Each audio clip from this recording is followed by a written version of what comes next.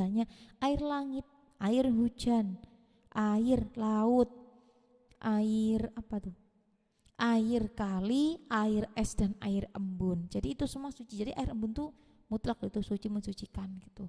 Air laut juga. Jadi misal kalau semisal kita tuh pas mau sucian mandi besar tuh kita nyebur ke laut boleh itu sudah bisa suci dong, bisa, nggak perlu pakai kayu, nggak, langsung nyelup tuh udah bisa, udah boleh nyelup ke air laut tuh suci dan mensucikan dan jumlahnya juga lebih dari 2 kolah. Jadi kalian mau langsung mencebur tuh boleh, sudah suci, sudah kayak gitu, misal bersuci di laut kayak gitu loh.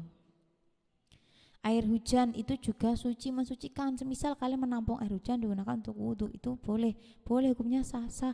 Orang itu airnya air mutlak, air suci. Itu untuk air yang tohir mutohir atau air mutlak itu. Kemudian nanti untuk air es itu juga air es, kalau di sini air salju ya. Itu juga air mutlak, boleh digunakan untuk bersuci dan dia juga bisa mensucikan. Jadi untuk ini tadi tentang apa namanya, pembagian air, hukum-hukum Islam, kemudian dasar-dasarnya Islam ini bersuci.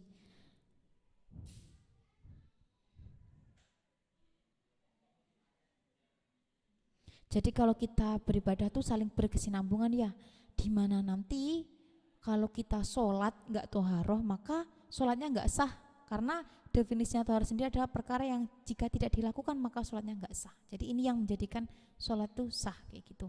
Jadi kalau toharoh sucinya kamu nggak sah, misal menggunakan air yang tidak mensucikan, nanti sholat kamu juga nggak sah. Orang dari toharohnya kamu nggak sah, wudhunya saja nggak sah.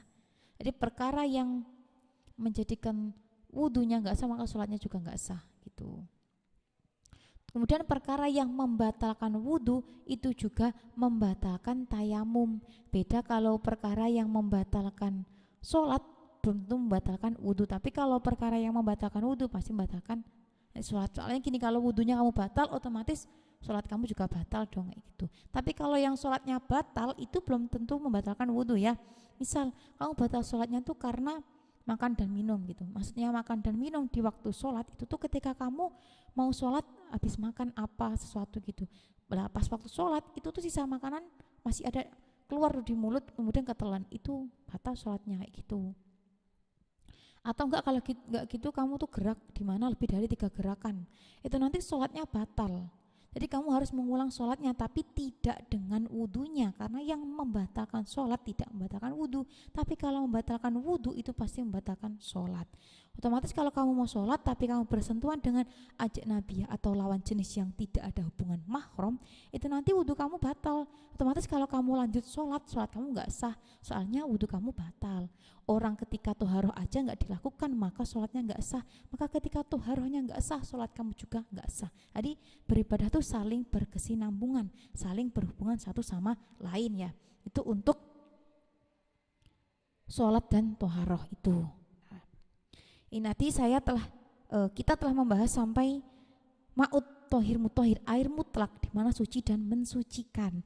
Untuk selanjutnya kita membahas di al-ma'u mutaghayyir baqi ala tuhuriyati, di mana air itu mengalami perubahan sebagian sifatnya tapi tidak merubah kesuciannya gitu ya. Itu akan saya bahas di pertemuan selanjutnya.